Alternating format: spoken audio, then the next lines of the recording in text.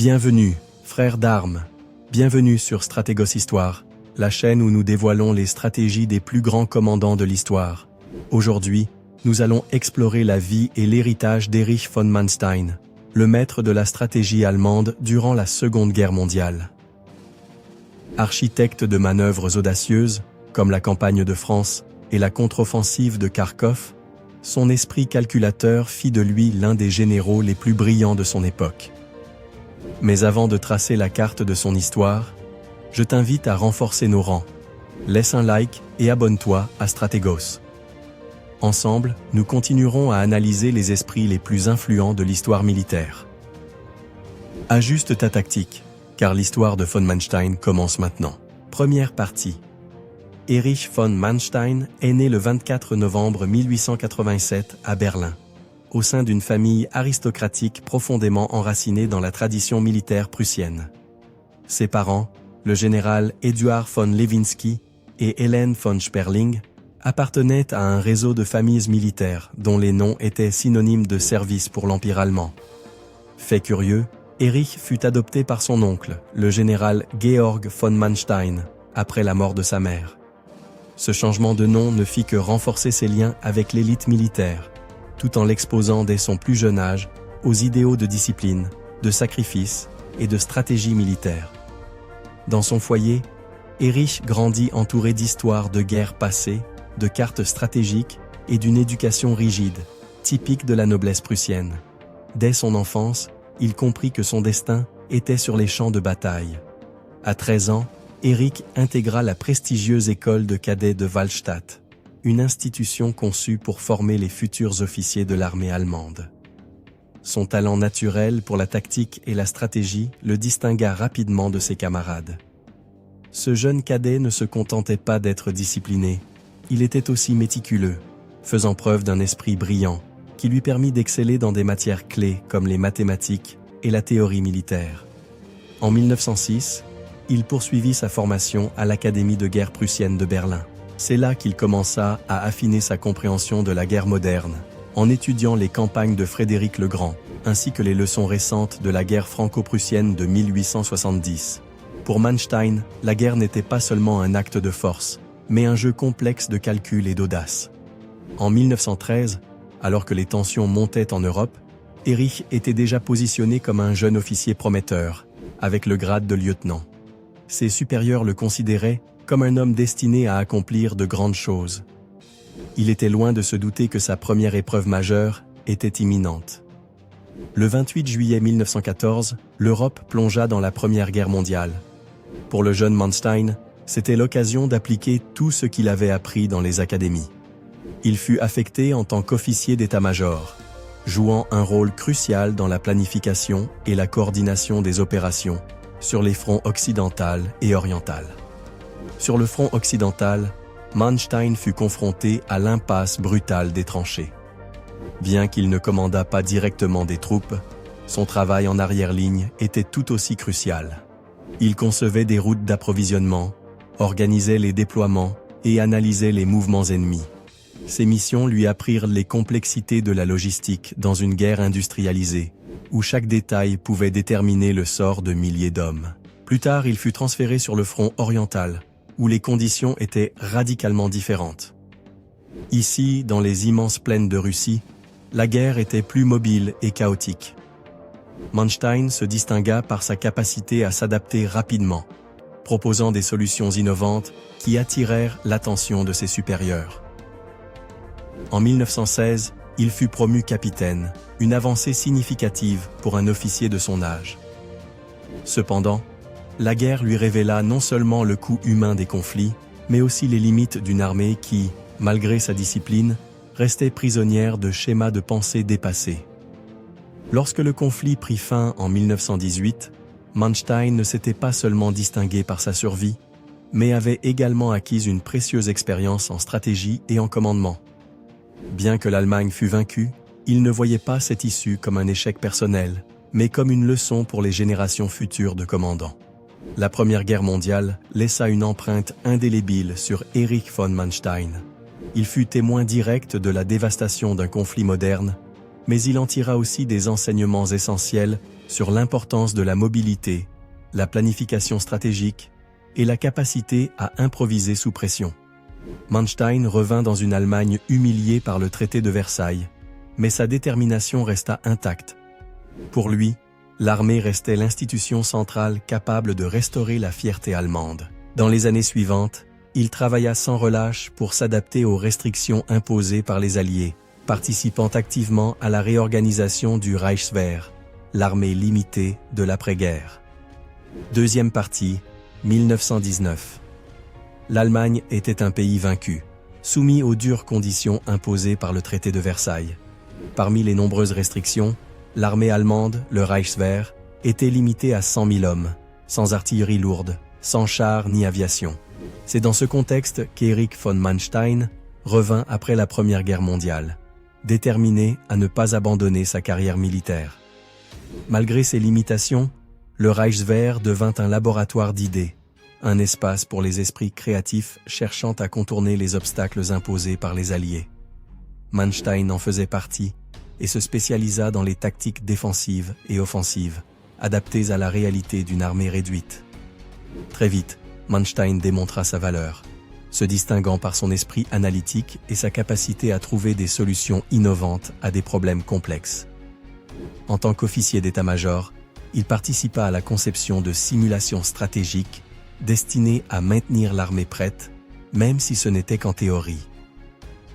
À mesure que l'Allemagne avançait dans les années 1920 et 1930, les restrictions du traité de Versailles poussèrent à l'élaboration de nouvelles tactiques militaires. C'est dans ce cadre qu'Erich von Manstein commença à collaborer avec d'autres penseurs militaires, notamment Heinz Guderian, sur l'idée d'une guerre mécanisée, la Blitzkrieg ou guerre éclair. La Blitzkrieg représentait une rupture radicale avec les stratégies de la Première Guerre mondiale.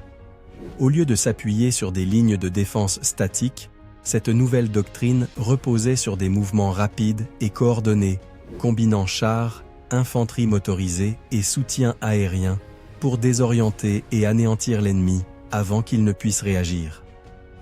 Manstein participa à des exercices et simulations secrètes, dissimulés sous le prétexte de manœuvres autorisées par les Alliés. Bien qu'il n'ait pas été le créateur de la Blitzkrieg, son rôle dans la planification et l'amélioration de ces tactiques fut essentiel à leur future mise en œuvre. En particulier, Manstein développa des concepts intégrant l'usage des forces mécanisées à des attaques d'encerclement, une stratégie centrale dans les opérations allemandes de la Seconde Guerre mondiale. Ces tactiques, en plus de contourner les restrictions de Versailles, démontraient une vision en avance sur son temps. En 1933, l'arrivée d'Adolf Hitler au pouvoir bouleversa profondément le paysage politique et militaire en Allemagne. Pour des officiers comme Manstein, ce fut un moment délicat. Bien qu'il partageât le souhait de restaurer la puissance militaire allemande, il évitait de s'impliquer directement dans la politique du régime nazi. Manstein se concentra sur ce qu'il savait faire de mieux, concevoir des stratégies militaires. Dans les années suivantes, il gravit les échelons de la hiérarchie militaire, gagnant le respect de ses collègues grâce à son intellect et sa capacité à résoudre des problèmes complexes. Cependant, cette loyauté envers l'armée ne signifiait pas une allégeance au parti nazi. Dans un effort pour rester neutre, Manstein évitait activement de s'engager dans l'idéologie nazie. Bien qu'il travaillât sous les ordres d'Hitler, sa priorité restait l'efficacité militaire et la défense de l'Allemagne en tant que nation. Durant cette période, il continua à perfectionner ses stratégies, à participer à des exercices militaires et à préparer l'armée allemande aux conflits à venir. Pourtant, sa position était délicate. Il devait rester concentré sur ses devoirs militaires tout en évitant les controverses politiques entourant le régime nazi. En 1939, l'Allemagne était prête pour la guerre, en partie grâce au travail d'officiers comme Manstein. Les restrictions du traité de Versailles étaient désormais de l'histoire ancienne, et l'armée allemande s'était transformée en une force moderne et mécanisée. Désormais général expérimenté, Manstein était impatient de mettre en pratique les théories qu'il avait développées durant les années de la République de Weimar. La Blitzkrieg n'était pas seulement une tactique, mais une philosophie destinée à révolutionner la guerre telle qu'elle était connue jusque-là. Cependant, la guerre à venir ne serait pas qu'une simple mise à l'épreuve des stratégies militaires. Elle mettrait également à l'épreuve l'éthique, la loyauté et l'humanité des hommes qui dirigeaient l'armée allemande. Pour Manstein, c'était l'aboutissement de 2 décennies de préparation, mais aussi le début des dilemmes qui marqueraient son héritage. Les années d'entre-deux-guerres furent cruciales pour Erich von Manstein. Dans un contexte de restrictions et de tensions politiques, il réussit à se démarquer en tant qu'innovateur stratégique, contribuant au développement de tactiques qui allaient redéfinir le champ de bataille. Troisième partie. Le 1er septembre 1939, les troupes allemandes franchirent la frontière polonaise, marquant ainsi le début officiel de la Seconde Guerre mondiale. Ce conflit allait être le théâtre où Erich von Manstein démontrerait la puissance de ses innovations stratégiques. Âgé de 52 ans, Manstein était un officier d'état-major hautement respecté, connu pour son esprit affûté et sa capacité à résoudre des problèmes tactiques complexes. Lors de la campagne de Pologne, Manstein joua un rôle crucial dans la planification et la coordination des opérations. Bien qu'il ne commandât pas directement sur le terrain, ses idées concernant la coordination entre chars, infanterie et aviation s'avérèrent dévastatrices. Le concept de Blitzkrieg, ou guerre éclair, fut testé en Pologne. Cette stratégie combinait des attaques rapides et coordonnées de forces mécanisées, un appui aérien massif et une artillerie mobile pour désorienter et submerger l'ennemi. Pour Manstein, la Pologne servit de laboratoire où ces tactiques furent affinées et prouvèrent leur efficacité meurtrière. Manstein comprit rapidement que la vitesse et la surprise étaient essentielles. Sous sa supervision, les divisions blindées avancèrent rapidement, encerclant les forces polonaises et coupant leurs lignes de ravitaillement. Résultat, une campagne expédiée en quelques semaines, aboutissant à la reddition de la Pologne. Cependant, cette victoire ne fut pas exempte de controverses. Tandis que Manstein se concentrait sur la stratégie militaire, le régime nazi déchaîna une brutalité sans précédent contre la population civile et les prisonniers de guerre. C'était le côté sombre de la machine de guerre allemande que Manstein contribua à perfectionner. Après la victoire en Pologne, l'attention de l'Allemagne se porta vers l'ouest, en direction de la France et des Pays-Bas. Mais le haut commandement allemand faisait face à un dilemme stratégique. Comment percer les lignes défensives alliées, notamment la redoutable ligne Maginot? C'est ici qu'Erich von Manstein laissa son empreinte la plus durable. Il proposa un plan audacieux et peu conventionnel. Au lieu d'attaquer frontalement les défenses alliées, il suggéra un mouvement de contournement massif à travers les Ardennes, une région montagneuse et densément boisée que les Alliés considéraient comme impraticable pour des chars. Le plan Manstein, comme on l'appellerait plus tard, visait à diviser les forces alliées en 2, encerclant leurs principales unités en Belgique et coupant leur retraite vers l'intérieur de la France. Initialement, sa proposition fut rejetée par plusieurs hauts gradés qui la jugeaient trop risquée. Mais Manstein ne céda pas. Persistant, il parvint à présenter directement son plan à Adolf Hitler, qui, impressionné par son audace, lui donna son feu vert. Cela marqua un tournant décisif, non seulement dans la carrière de Manstein, mais aussi dans l'histoire de la guerre moderne. Le 10 mai 1940, l'invasion de la France commença. Les divisions panzer allemandes avancèrent rapidement à travers les Ardennes, surmontant les obstacles naturels et ne rencontrant qu'une résistance minimale au départ. L'effet de surprise fut total. Les Alliés ne s'attendaient pas à une attaque sur ce secteur. En quelques jours, les Allemands franchirent la Meuse et progressèrent vers la Manche, encerclant des centaines de milliers de soldats britanniques et français à Dunkerque. Cette manœuvre, connue sous le nom de Sickle Cut ou coup de faux, fut une application directe du plan Manstein. Le succès de cette stratégie consacra Manstein comme l'un des stratèges les plus brillants de la Wehrmacht. Cependant, l'évacuation de Dunkerque par les forces alliées, due à des décisions du haut commandement qu'il ne contrôlait pas, permit à de nombreux soldats de s'échapper, un fait que Manstein regretterait par la suite. Malgré ses succès militaires, la relation de Manstein avec le haut commandement nazi fut marquée par des tensions. Son indépendance intellectuelle et sa tendance à remettre en question certaines décisions l'amenèrent à des conflits avec des figures comme Franz Halder, chef de l'état-major général, et plus tard, avec Adolf Hitler lui-même. Manstein était un militaire professionnel, non un politicien. Bien qu'il travaillât sous le régime nazi, il évitait de s'impliquer dans les décisions idéologiques et politiques. Cette position ambiguë lui valut autant d'admirateurs que de détracteurs au sein de l'armée. Sa relation avec Hitler fut particulièrement complexe. Bien que Hitler admirât son génie stratégique, il le considérait aussi comme trop indépendant. De son côté, Manstein voyait en Hitler un chef impulsif, souvent incapable de comprendre les réalités du champ de bataille. À l'été 1940, la France était tombée, et la Wehrmacht était perçue comme une force invincible. Le plan Manstein devint un modèle d'étude dans les académies militaires du monde entier, salué pour son innovation et son efficacité.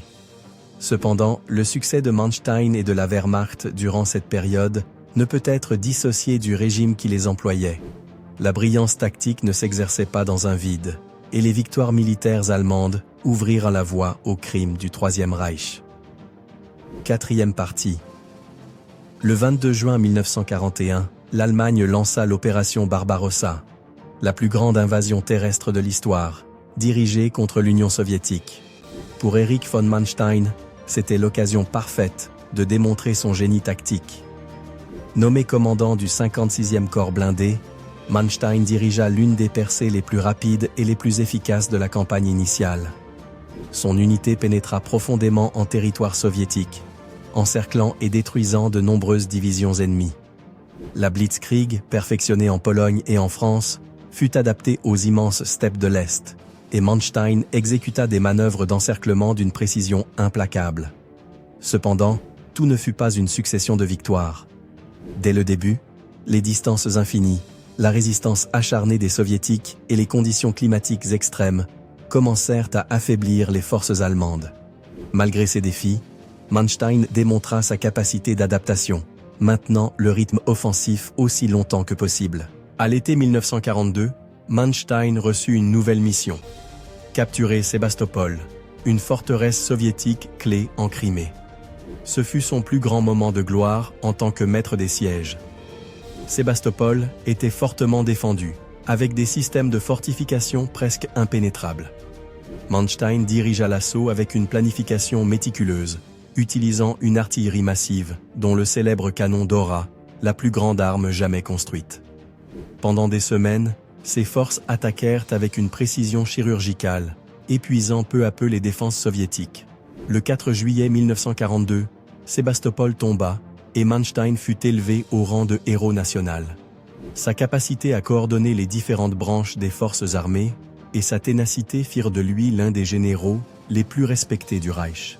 Mais cette victoire cachait une réalité inquiétante: les tensions croissantes sur le front de l'Est. Tandis que Manstein célébrait son triomphe en Crimée, les forces allemandes avançaient vers Stalingrad, où allait se jouer une bataille qui changerait le cours de la guerre. Stalingrad n'était pas seulement une ville stratégique, c'était un symbole. Pour Hitler, s'en emparer signifiait briser le moral soviétique. Pour Staline, la défendre était une question de survie nationale. En novembre 1942, lorsque la 6e armée allemande fut encerclée dans la ville, Manstein fut appelé à accomplir l'impossible, les libérer. Nommé commandant du groupe d'armées Don, Manstein conçut l'opération Tempête d'hiver, une tentative de briser l'encerclement soviétique. Son plan était audacieux, une attaque rapide avec des forces blindées pour ouvrir un couloir vers les troupes piégées. Cependant, il dut faire face à un obstacle insurmontable: Adolf Hitler. Hitler insista pour que la 6e armée tienne ses positions à Stalingrad, refusant toute retraite. Malgré les efforts de Manstein, l'offensive fut stoppée à seulement 50 km de la ville. Sans renfort suffisant et confrontée à un hiver glacial, l'opération échoua. En janvier 1943, la 6e armée se rendit. Plus de 90 000 soldats allemands furent capturés, et cette défaite marqua un tournant décisif dans la guerre. Bien que Manstein ait fait tout ce qui était possible, l'effondrement de Stalingrad laissa une ombre sur son héritage. Malgré le désastre de Stalingrad, Manstein ne renonça pas. En mars 1943, il mena une contre-offensive à Kharkov, obtenant l'une des dernières grandes victoires allemandes sur le front de l'Est. Ses tactiques défensives et sa capacité à organiser des retraites contrôlées devinrent sa signature stratégique. Manstein comprenait que la guerre ne pouvait plus être gagnée, mais il croyait qu'une défense organisée pouvait ralentir l'avance soviétique et ouvrir la voie à une solution politique. Ces manœuvres permirent aux forces allemandes d'éviter un effondrement total en 1943 et 1944. Cependant, ces victoires temporaires ne pouvaient pas renverser la situation. La bataille de Koursk, la plus grande bataille de chars de l'histoire, fut un coup dévastateur pour l'armée allemande. Manstein critiqua l'insistance d'Hitler à attaquer à Koursk, affirmant qu'une posture défensive aurait été bien plus efficace. Le conflit entre Manstein et Hitler atteignit son point culminant en 1944. Manstein voyait la guerre sous un angle pragmatique, tandis qu'Hitler, obsédé par une victoire totale, refusait d'accepter les réalités du champ de bataille. Manstein insista sur la nécessité de retraite stratégique pour préserver les troupes et l'équipement, mais Hitler l'accusa de manque de loyauté et de lâcheté. Finalement, en mars 1944, Manstein fut démis de ses fonctions.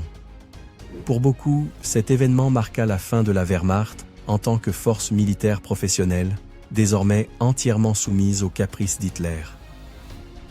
Après son éviction, Manstein se retira dans sa résidence, observant l'effondrement inexorable de l'Allemagne. Bien que sa carrière militaire fût terminée, son héritage de stratège resterait indélébile dans l'histoire. Le front de l'Est fut le théâtre des plus grands triomphes et échecs d'Erich von Manstein. Depuis les victoires initiales de Barbarossa, en passant par la tragédie de Stalingrad, jusqu'aux manœuvres défensives en retraite, son génie tactique brilla même dans les circonstances les plus désespérées. 5e partie.